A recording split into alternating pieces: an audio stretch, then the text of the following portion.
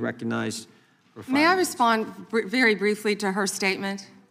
Well, I think we can do that probably on one of our members' time. Okay, thank you. I don't want that to get away. Thank you. Yep. Thank you, Mr. Chairman. Behind me, I have 3 documents from the DOJ production that are emblematic of the massive failure of the DOJ to comply with the Epstein Files Transparency Act. To my right is an email that was sent by the victim's lawyers to the DOJ. It was a list of names not to redact, a list of names not to release. What did the DOJ do with this email? They released this email in the document production. Literally the worst thing you could do to the survivors, you did. And they're getting phone calls. A lot of these people didn't want to be known. And we know you touched the document because you redacted one name and you redacted the lawyer's name, but you left the survivor's name there. The next document I want to show you, that was in the title, the victims' survivors' names, all right? The title of this one is Child Sex Trafficking, Co-Conspirators. Fully redacted. And by the way, I'm going to unredact them here. Les Wexner is in this.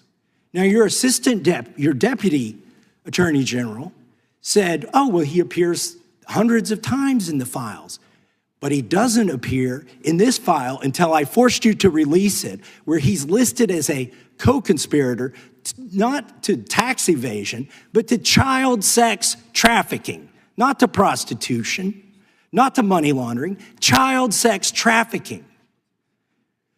And then finally, what we have here is the third exhibit that I have is emblematic of the FD 302 release. These are the documents that we need that you're holding on to and over-redacting because they have the names of the men who are implicated. How do we know? Because the survivors gave testimony to the FBI, and it's in there. And what happens when you go to the portal at the DOJ to look at what's behind this redaction? Another redaction. So we can't even see them. And then there's some of these files you've pulled down from the website that we will never see because we can't search the redactions. So I have several questions for you. Who's responsible? Are you able to track who in your organization made this massive failure and released the victims' names? Are you able to track who it was that obscured Les Wexner's name as a co-conspirator in an FBI document? Do you have that kind of accountability? I believe Wexner's name was listed more than 4,000 times. Yeah, I already told you that. This is where he's listed as a co-conspirator. Can I finish my answer? Come on, let me finish my answer.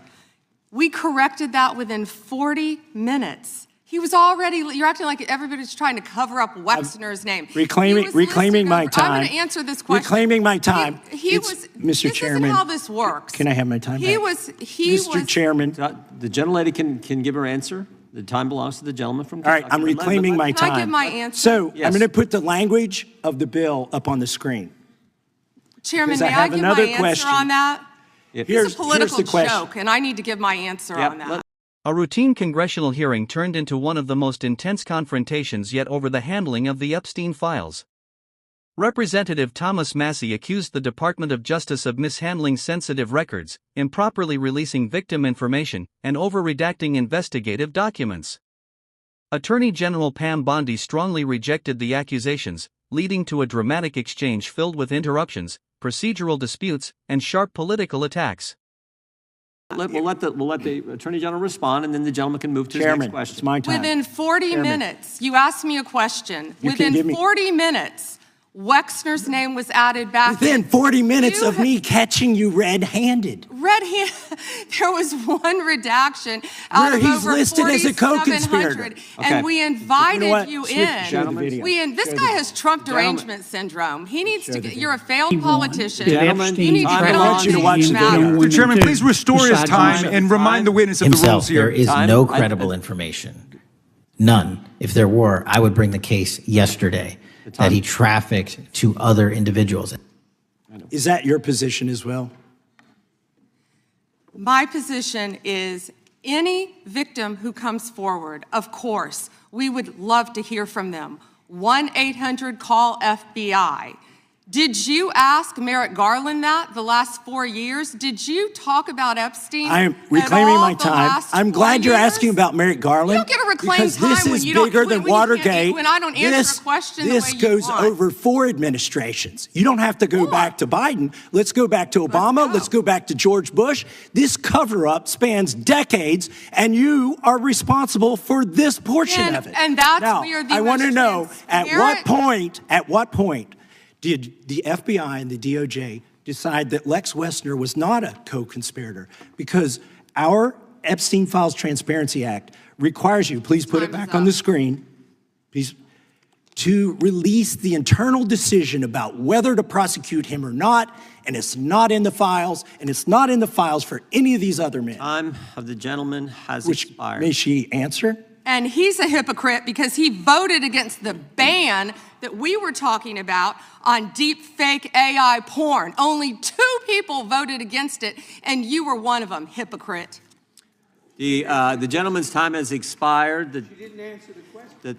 Mr. Chairman, Mr. Chairman, could she answer the question? Chairman, I was wondering. The gentlelady's allowed, the Attorney General's allowed to respond the way she wants to respond to any member's questions, Republican, Democrat. All right, I have unanimous consent request. Gentleman's recognized for a UC. All right, this is an example. I'm submitting these 302 forms that are entirely redacted, even when you go to look at them. Without objection. I'm submitting a witness statement that implicates Les Wexner. Without objection. I'm submitting an article from the New York Times that the DOJ released nude photos and identifiable pictures of the victims. I'm submitting a letter from A.G. Bondi to Kash Patel, imploring him to quit keeping the files when you found out that they were keeping files from you, because they're still redacting files that you... Chairman, are we going to recess for votes? Yes, we are. I'm submitting for unanimous consent a document of 17 individuals who've resigned because of the Epstein files. Without objection.